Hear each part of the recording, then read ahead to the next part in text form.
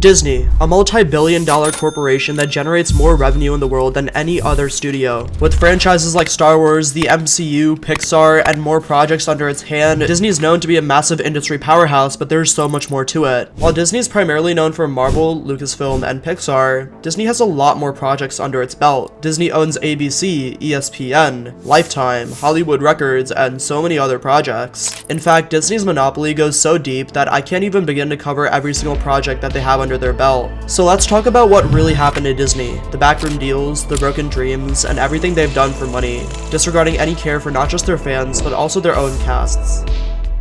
Disney has been gobbling up major media properties at a relentless pace for years now, amassing an unprecedented entertainment empire. It seemed amazing at first. Who wouldn't get excited at the idea of Iron Man and Luke Skywalker sharing a cinematic universe? In hindsight, it sounds pretty cool, at least to the non-loyal fans. But behind the fairy dust and lightsaber glow, a lot of red flags came up that suggested that creativity is taking a back seat to corporate dominance in Disney's Magic Kingdom. Disney's mass public monopoly began in 2006 when they snapped up the folks over at Pixar. This one actually made a lot of sense. Pixar had the spark of movie magic, and Disney's animation mojo had been missing for a while. Later in 2009, Disney brought Marvel Entertainment under their banner. $4 billion later, they had an expansive cast of superpowered icons ready to destroy the box office. As many of us know, the real tipping point came in 2012 when Disney acquired Lucasfilm for $4 billion. All of a sudden, Mickey Mouse literally owned all of Star Wars and Indiana Jones. And just like that, 3 of the most acclaimed studios in Hollywood were now all card-carrying Disney employees. With so much movie-making firepower consolidated under one roof, Disney has utterly dominated the box office for over a decade now. But has the Magic Kingdom transformed into more of an empire? With so many resources and beloved franchises centralized into one mega studio, creativity and risk-taking often lose priority over maximum profits. Because of expectations and a built-in audience, filmmakers have endless sequels, prequels, remakes, and spin-offs to churn out. Over time, this restricted how often they stretch their creative muscles. More importantly, when one studio holds the keys to so many different kingdoms loved by millions of fans worldwide, there's no doubt that money will always take precedent over the fans. Branding became a priority over boundary-pushing storytelling. We've especially seen hints of this shift play out with Phase 4 of the MCU and also recent Star Wars content. I think the most important thing is that while still financially successful, the quality and cohesiveness of recent Marvel outings haven't quite reached the heights of past glory days like Avengers Endgame. At this point, at least for Marvel, every spin-off just seems like an unwelcome byproduct of the fact that Disney wants to make more money. Star Wars is also hanging by a thread as the franchise is trying to rediscover itself. After the poorly received final trilogy, Star Wars tried to branch out with spin-offs, creating Kenobi, Andor, Mandalorian Seasons 1, 2, and 3. Some of these were pretty good. Mandalorian Season 1 and 2 was super well received. But unfortunately, even shows like Andor that were super well received by critics and fans didn't get nearly as many views as it should have. The potential of Andor and Ahsoka were brought down by the poor writing decisions of Mandalorian Season 3 and Kenobi. I think the main thing that everyone is wondering is it possible for Disney to bring back the hope that everyone once had? Can the MCU return to its glory days? Or is it done? Even with Kang Dynasty and Secret Wars coming out, is the hype gone? Is it too late? And that's assuming that the projects are still good. What if we get projects like She-Hulk or The Marvels, shows and movies that almost everyone disliked? In the end, what once felt like a magical unified playground of stories is now just dead. It's a well-oiled corporate machine that prioritizes expansion over great storytelling. But let's get more in depth with this. Let's talk about the Marvel Cinematic Universe. The Marvel Cinematic Universe is one of the greatest things that blockbuster storytelling has ever created. Truly, it's amazing. This universe threaded stories and heroes together over dozens and dozens of films. They created an entire universe that changed pop culture forever. But now it just seems like nothing more than a formulaic cash grab. The Infinity Saga, which was phases 1 to 3, led up to Avengers Endgame, and it didn't just earn love from critics and fans, but it also made them a lot of money. This shows that with focused creative vision guiding the franchise and the characters, everyone loved the MCU. It was a force capturing the imaginations of millions. With so many blockbuster hits, Marvel grossed billions and billions of dollars in the box office. And more importantly, fans deeply connected with these heroes and their inspiring journeys. But right after Endgame, Phase 4 wasn't nearly as praiseworthy. We all knew that it would be difficult for Marvel to continue to make amazing projects after Endgame, as the hype was so high that it could never be matched again. But because of what they'd done with Infinity War and Endgame, fans had hope. They had trust in the franchise that it would build up again and give us something even bigger someday. But rather than taking out the time to map out another ambitious vision, Disney just lurched ahead rapidly and expanded the universe. In other words, Phase 4 sucked, and so far, Phase 5 has sucked even more. With all the shows and movies coming out all at the same time, Marvel just felt so crowded. It felt like homework to watch these projects in order to know what was going to happen next. It didn't feel like we were actually digesting the projects at all, we were just watching them and getting ready for the next one. Quality just felt secondary to churning out content to feed Disney's insatiable corporate appetite. I mean, look at Eternals. After seeing what Marvel can do with a team like Avengers, fans felt terrible about this movie.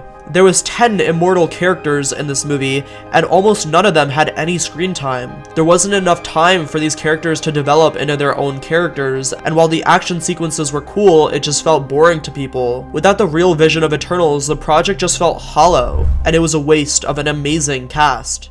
Disney has forgotten that the audience is not stupid. They don't just show up for epic fight scenes and CGI light shows. We care about the heroes, we care about the storytelling. We do care about the CGI, but what we care about more is being able to empathize with the characters. We care about the good plot. We care about the good acting and music. It seems like Disney has just forgotten all of this and given us a copy-paste superhero format that nobody cares about. Let's take the Disney Plus shows for example. At first, WandaVision intrigued everybody, but many fans felt that it devolved into lackluster CGI and tried to apologize for a villainous protagonist. It struggled to form intimate character drama with inconsistent storytelling. Or shows like She-Hulk and Hawkeye, which may have captured some humor in the moment, but struggled to sustain this and sustain engaging storylines through and through. Shows like Moon Knight and Hawkeye were actually pretty decent, but just fell off at the end. It's like these shows just start to act like commercials for Marvel instead of bold storytelling vehicles, and they just lose their magic almost every single time. It's a huge relief that Loki was actually an amazing project, because even his brother wasn't immune to the franchise fatigue. Love and Thunder was basically the opposite of Ragnarok, and lost sight of all of the character and heart in favor of just random tone and superficial wackiness. Even with a masterful filmmaker like Taika Waititi at the helm, this clunky sequel just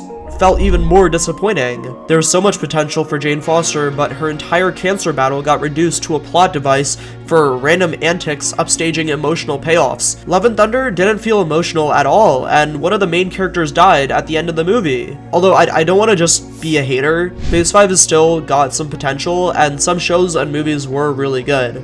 I actually quite enjoyed movies like Wakanda Forever, even though it wasn't amazing, it was still a lot better than a lot of stuff we got recently. And more filmmaking like Loki Season 2 is exactly what we need in the MCU right now. And eventually, Phase 6 will give us 2 new Avengers movies, but now we don't know about that either. Considering what happened with Jonathan Majors recently, we don't even know if that's still happening. Although, if done right, these 2 new Avengers movies could provide prime landing spots to actually fix the MCU and bring all of the characters into one unified storyline again. But these projects can't just rehash plot points and CGI battles from Avengers Endgame and Infinity War. They require deeply personal stories and actual stakes. I haven't felt actual stakes in the MCU for so long, besides Loki Season 2. Fans need another layered villain with understandable motivations beyond I want infinite power. For example, The Marvels was terrible. The villain was just terrible. Everything about that movie was just so bad. And I think what Disney needs to keep in mind is that no amount of multiversal cameos or shocking deaths will actually land if there's no stake and the characters that we love aren't facing deeply personal crises.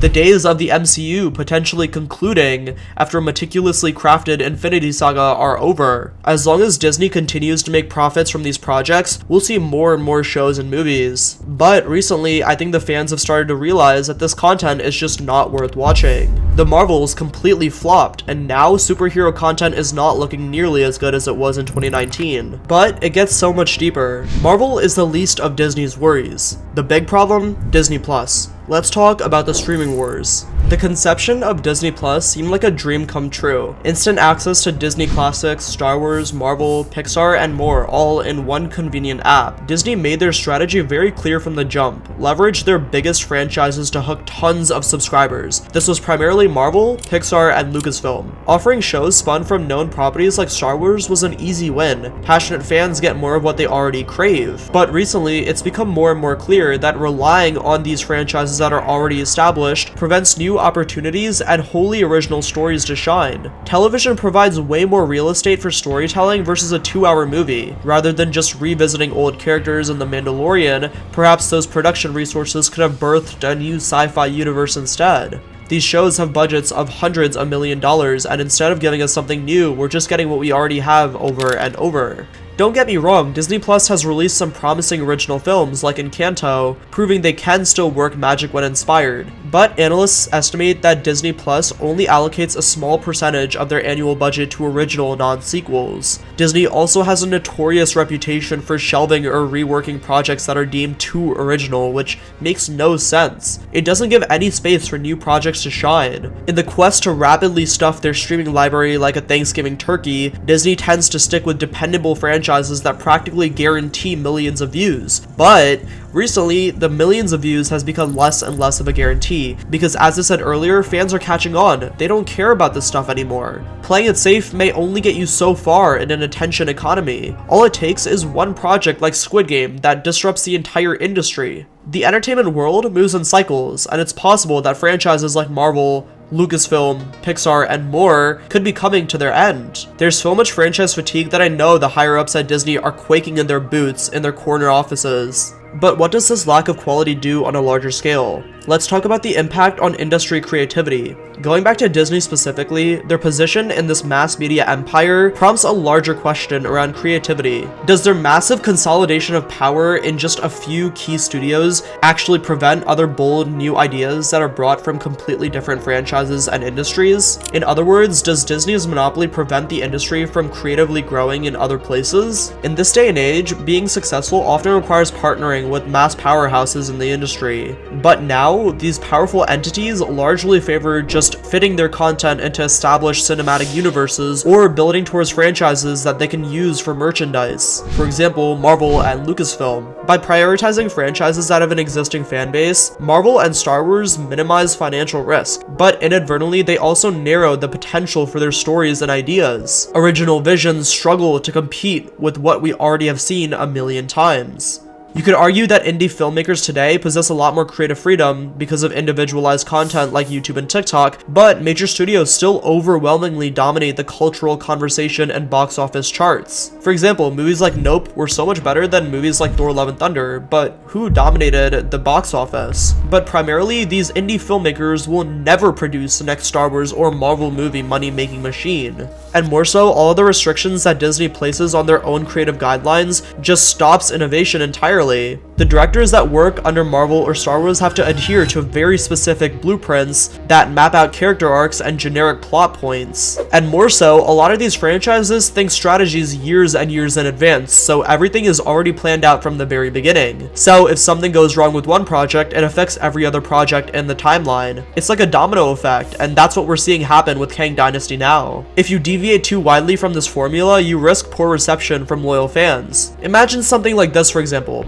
We know that Hulk will be in Kang Dynasty or Avengers Secret Wars, right? So now we know that every single project that Hulk is in, he will not die. It removes all of the stakes from every project he could ever be in. Now, all of these projects just feed into a larger machinery in synchronized movement with other content. These stories just feel more and more formulaic and boring rather than sparking new frontiers. And unfortunately, the once amazing magical kingdom of Disney is now nothing more than a corporate machine. Hopefully, the recent failures of shows and movies like the Marvels serve as a reality check for Disney and what they need to change going forward. But unfortunately, the monopoly is so far gone that I don't know if this will ever happen. If you made it to the end of this video, make sure to subscribe, and thank you for watching.